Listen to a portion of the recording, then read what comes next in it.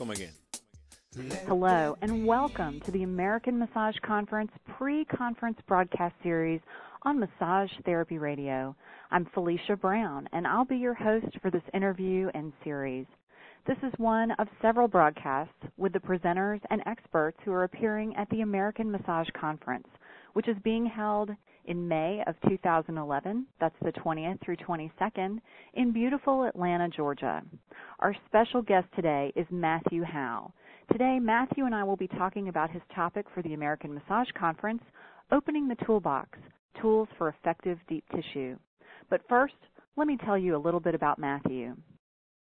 Matthew Howe has been a licensed massage therapist since the year 2000 and has been practicing craniosacral therapy as long. Matthew works in private practice as well as working as the spa therapy supervisor at an Orlando resort/destination spa. In addition to his hands-on practice, Matthew is also an instructor at the Central Florida School of Massage Therapy, where he helps to educate future massage professionals. Matthew, welcome to the American Massage Conference pre-conference broadcast series. It's really exciting to have the opportunity to talk with you today about your class, Opening the Toolbox, Tools for Effective Deep Tissue. Thanks, Alicia. I'm excited to be here and be part of the American Massage Conference and the pre-broadcast series. Well, we are so glad to have you here. And before we get into your topic, I'd like to just ask you a couple of questions about the American Massage Conference. First of all, I'm curious, why exactly did you want to be involved with the American Massage Conference in Atlanta? Well, it's the first conference of its type here in the States, and I had heard through some pretty reliable sources about how successful it was in Canada. And to get the opportunity to be involved with anything the first of its kind is always exciting. And if you couple that with massage therapy, then I'm all in. That sounds great. I'm with you on that. And I'll tell you, having been at the Canadian Massage Conference in Canada this past fall, I couldn't wait to see the same format come to the United States. So I know it's going to be great. Why would you recommend that massage therapists come to the American Massage Conference? I mean, besides your class, of course. What do you think is in it for them? Back to that first point of being involved with the first of anything is an awesome opportunity. Plus, to be able to get such a diverse group of educators together for an amazing price of $40 is unheard of, in our industry here in the States. And to be able to go to a place like Atlanta where it's pretty easy for everybody to get to from surrounding areas, it's just going to be an awesome opportunity to go and network and talk and learn and share and have fun. Well, I agree with you on that. And at the end of the call, I'll be reminding everybody about everything that is included in the conference and all the value that they get out of that $40. But for now, I'd really like to find out more about your class. Can you tell me exactly what is Opening the Toolbox, Tools for Effective Deep Tissue? Well, Opening the Toolbox is an introductory class for the Tools for Effective Deep Tissue series that we teach through Touch Education. It is a class that was developed for massage therapists to begin working smarter, not harder. I've been an educator for a number of years and have seen lots and lots of massage therapists come and go. And the Opening the Toolbox, we get to share some information, some engaging ideas and concepts about ways for massage therapists to extend the life of their career as well as enhance the quality of the therapy that they're providing. It's a beautiful blend of a bunch of different styles of massage from years of conversation with other professionals. It was just time to create something for massage therapists to really pay themselves back for being dedicated to the profession in a way that it's going to help them as well as their clients. Well, I think that that's wonderful, and it sounds like a great class to have at the conference. I'm curious, though, when you say working harder, I think I understand what you mean when you say working smarter, not harder, but what's an example of maybe a mistake that someone makes in working too hard or maybe not doing the right things? Something that a technique or maybe a discipline they want to unlearn. Maybe I should say a habit they want to unlearn, something that's hard on therapists. The first thing that comes to mind is hitchhiker thumb.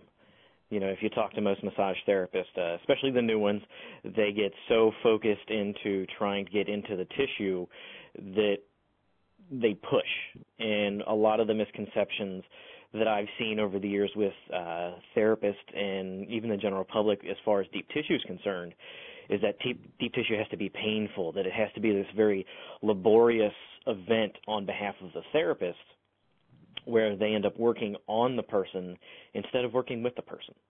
So the working harder part is, digging your forearms and your elbows and pushing as hard as you can to try and get that deeper tissue when maybe that deeper tissue doesn't want you there quite that fast.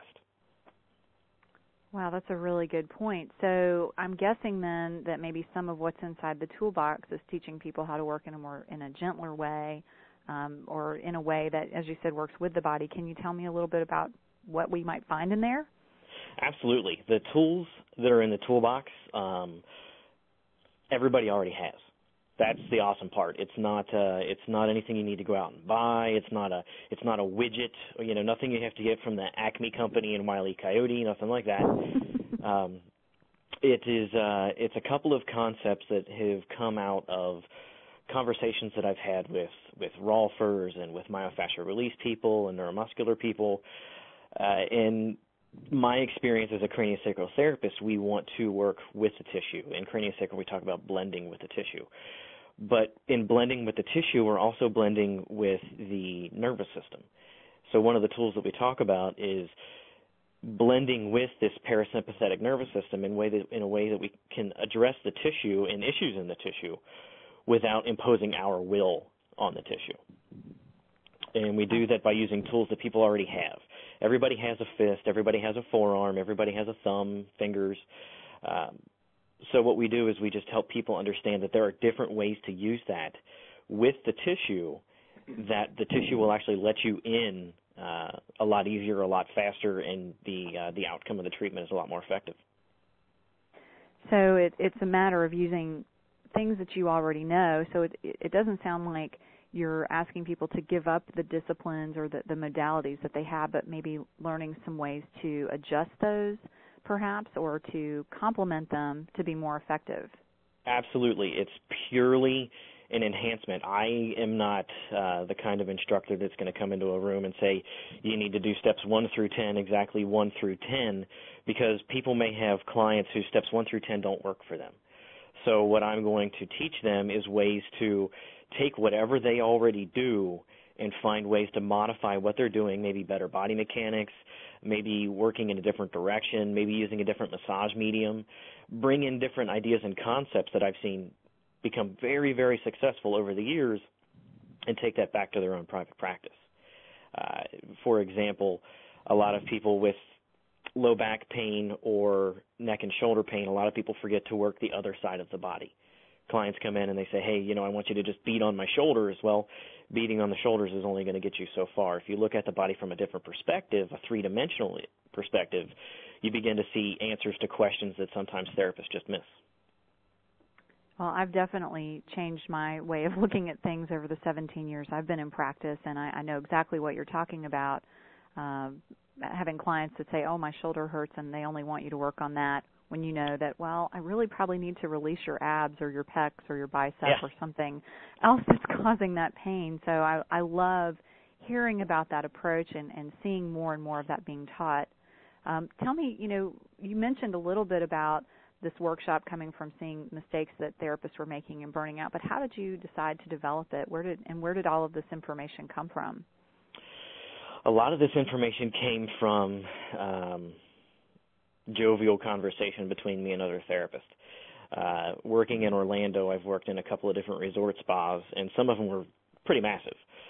So I got the opportunity to hang out with, 12 or 13 other massage therapists at one time where we're just kind of sitting around talking about body work while we're waiting for our clients to come in. So we got to having these conversations, and then a couple of therapists and we started realizing that we looked at things kind of through the same eyes, but we had entirely different toolboxes. My background is in myofascial release and craniosacral therapy. A friend of mine, his background is in neuromuscular, and then another friend, his was in Rolfing. So we started trading body work, and we figured out that even though we all call our work different things, it was essentially the same stuff applied with the same intention, the same, maybe different techniques of application, but the results ended up being the same. So through those conversations and those trades, we started seeing some common threads. So what the Tools for Effective Deep Tissue is, they are common blends of craniosacral therapy, myofascial release, and Rolfing ideas and concepts to reach desired outcomes. Excellent. Well, I think that camaraderie and that conversation that you're talking about is so important, which is one of the reasons why conferences like this can be really great for other therapists. But I think it's wonderful that you are able to bring this collective information that you've gathered to this conference and to share it with therapists from all different kinds of disciplines. It really creates more of that holistic picture I think many of us are trying to create, rather than that fracturedness that you sometimes see with different techniques. People saying, oh, well, you can only benefit from blank technique, or you can only do such and such a modality if you want this kind of a result. I really like that. And as with some of the other classes I've been learning about in this interview series, I'm thinking, wow, will I have time to take this class? I think it sounds awesome. So this is just an introduction to the longer workshop that you teach. What are you going to be talking about in the introduction versus what might be in the longer class that people can take at a later time? Well, in the introduction, we're going to introduce a couple of concepts that have been birthed and repolished over the years. A couple of key ideas as far as when we're working with the tissue, what physiologically is happening inside the tissue. What is going on inside the nervous system that is keeping us working hard, and what is keeping the therapist from, or the client rather, from actually getting better? Is there something that we're doing? Is there something that we can do possibly a little bit better or a little bit different? So we bring up a couple of those different ideas. We reintroduce this idea of body mechanics. You know, when we're in massage school, we get body mechanics, but when we get out in private practice, nobody's watching us do massage. And we fall into these, I'll call them grooves of this is how we do it, and maybe when we're working an arm or a hand, we kind of lean up against the table.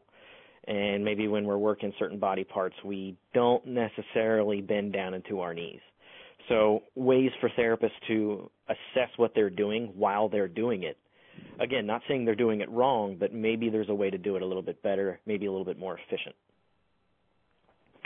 And versus what we do in the longer class is we actually take all of this information plus more to the tables. Okay, in a lot of workshops, you're going to get a little bit of body work. In these workshops, you're going to get at least an hour and a half to 3 hours of time to work and time to be worked on.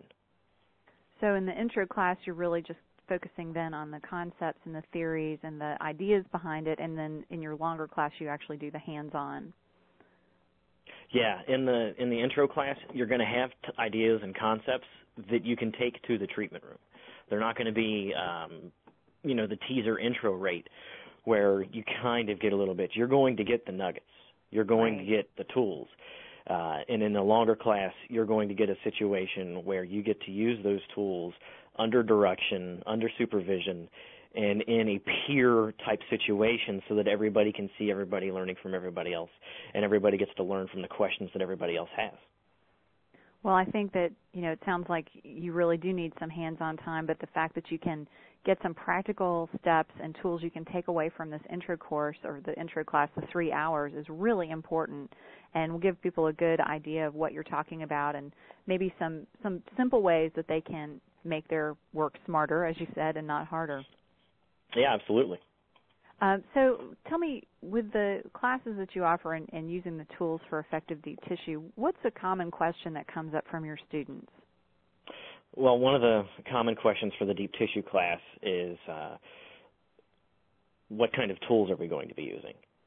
A lot of people think because it says tools that we're going to be using T-bars and all kinds of different peripheral mechanical devices, and that's one of the things that I kind of let them know early on, that all the tools that we're going to be using are already in people's bodies. so they don't have to go out and buy anything necessarily. And then the other common question for this class is, did you know that you used affective instead of effective when I developed the class? And it was actually on purpose. And the difference between affect and effect is affect is more of a verb, and that's kind of where I wanted to go because I wanted to help influence therapists in the way that they approach and process information and then apply it to their treatment, as opposed to it just being a result of what the work was. So I wanted to be more aiming at the therapist, yeah.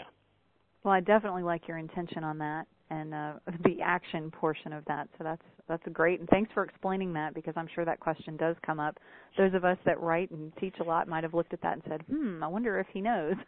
Yeah, this is a grammar guy. Yeah, but that's great to know. So I'm curious, what is it exactly that got you on the transition from being a provider yourself, being, just a therapist, well, I don't want to say just a therapist, but from being a therapist to becoming an educator? What was it that opened that door for you? Well, I had been sort of teaching for years. I had been coaching baseball and soccer through my teens and then through my 20s. And when I became a massage therapist, I kind of went out and explored the world as a therapist, but relatively quickly into my career, I found myself not necessarily teaching, but sharing ideas and concepts of what I did with other therapists and listening to their ideas. And it just kind of developed into this little groove that I got in. And then a couple of years later, I actually went back to my massage school that I went to buy some lotion. And one of my old instructors asked me if I wanted to come back on as an instructor. And so since 2004, I've been teaching at the Central Florida School of Massage. And the owner, Mike McGillicuddy, sat in a couple of classes and listened to me teach and then encouraged me to become a CE provider. And he kind of lit a spark that continues to burn. And what exactly motivates that spark or that passion that you have for education? I kind of have this idea of being a professional student. When I was in college, I had a professor who had 5 PhDs. This guy was a professional academic, and his head was the size of Nebraska. But the first day of class, my fall semester, my freshman year, 18, full of spit and vinegar, this guy comes in, writes down all these credentials on the board, and then erases it and says none of it matters. And I said, okay, well, why? And his reply was, he said, there's always going to be more that you don't know than you do know. So you never have an excuse to stop learning. And that has just stuck with me and become this big, giant oak tree in my mind, and I just continue to shed those acorns everywhere I go. Well, that's a good thing to shed. I think that it's wonderful to see educators that are really excited about continuing to be educated and not just passing on the knowledge that they have, being kind of stuck where they are. It sounds like from what you've said that your class and the information that you impart is really evolving. It's part of this ongoing conversation that you're having, and that it's not just something you learned a few years ago when you became a therapist or when you decided to start teaching. It's about the we. It's not about the me. That's how I developed touch education into what it's become. Is I don't have all the answers, but if I don't know, I'm going to help you find out. It's teaching from a place of humility and a bit of humbleness to know that we work on the greatest machine on the planet, and we're merely facilitators of change. Yes, I agree with you, and that humility is important in so many ways. I often tell my own students that I have as much to learn from this class as you do, and I'm here as a guide more so than the expert. I mean, I may be the one that has more knowledge about this particular topic or this particular well, I don't really teach modalities anymore, but this particular subject or area, but you have as much to share and teach with me and this group as I do. And so my goal is to keep us on the right path and to open the door for us to learn. But I learn so much from my own students. It sounds like you're the same way, and I love talking with educators that are that way. it's the only way to be. Through the years of doing massage and working in a resort in Orlando, I've worked on a lot of different people from a lot of different places. And the one thing that runs true from the first massage I ever did to the one I did yesterday is everybody has a story to tell, whether they're a client or a therapist. And just to respect and hold the space for somebody to share that story gives us the chance to learn something new every single day. Oh, no doubt about that. I'm sure that most therapists, if they're listening, they're learning as much from their clients as their clients are from them. Yeah. So, it's refreshing to hear you say that. I'm really looking forward to meeting you in Atlanta and getting to hear some of your ideas on all of this. Before we wrap up, I just want to ask you, is there anything that we've missed today? Is there some piece of advice or something that you want to share for massage therapists and body workers who are really interested in coming to your class and opening their toolbox? Coming to the class and opening the toolbox is just the first step. Tools for Effective Deep Tissue is one class underneath an umbrella of professional education. Touch Education was created to bring in the powers of other therapists and let them teach from the same place that I teach from on modalities that I don't teach, like Thai massage, reflexology, meridian therapy, stuff like that. So, me presenting this workshop is just, like you said, opening the door and keeping you on the path to hopefully reaching further and higher than you ever thought possible. Well, that sounds great. We'll have to talk more about that. In Atlanta, I know some good instructors that might be interested in talking to you about presenting their modalities there for sure. In the meantime, tell me how people can learn more about you and the type of work and classes that you offer. They can go to my website, toucheducation.com, where we are always updating the class lists, and new classes are constantly being developed because it isn't just a fixed body. It's an amoeba growing just like the rest of us. So we're always developing new workshops and new classes and bringing on new people. So toucheducation.com is a great place to go and learn about it. You can follow us on Facebook and Twitter, Touch Education for both of those as well. And sign on, friend us up, and we'll definitely stay in contact with any and all massage therapists who want to continue and grow and stay committed to this profession that we have a deep love for. Well, that's awesome. I can't wait to learn more about it, and I'll definitely go back to your website and check out the other offerings that you have. In the meantime, I want to remind everybody about how you can get involved in the American Massage Conference. We would love for you to be a part of this first conference in Atlanta, Georgia, May 20th through 22nd. As we were talking about earlier, only $40 gets you access to 25 free one-hour classes. That is unheard of. It's an amazing deal and amazing educators that are presenting these classes. So $40 admission to 25 free one-hour classes. In addition, you're also going to get admission to the trade show and access to talk and meet with top massage product and equipment manufacturers. You'll have the opportunity to win thousands of dollars in door prizes, and trust me, these are good door prizes. Oh my gosh, that raffle ticket alone is worth the $40. You will also have the chance to come to the Saturday night gala with food, drinks, and live entertainment, and I promise you that's going to be a good time. So $40 to get you all of that, not bad at all. In addition, there's going to be 100 other hours of continuing education being offered, including the class that Matthew and I have been talking about today, as well as many others from top-level instructors. For students, we have some amazing offers. First of all, there's a free student day with a Smart from the Start presentation and a free full-day class on how to pass the NBLEX and NCB-TMB exam with a free copy of Laura Allen's book on this very same subject that's generously donated by her publisher Lippincott, and Laura Allen will be conducting that class. It's a definite must-do if you're a student. And we'll also be hosting the first ever National Massage Therapy Job Fair. That's on Sunday the 22nd.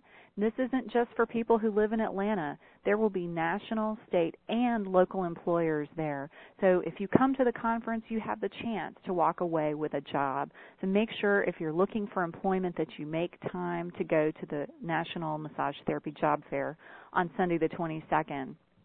Beyond just that $40 admission ticket, hotels are very affordable with a rate of just $121 a night that you can split with up to 3 other people.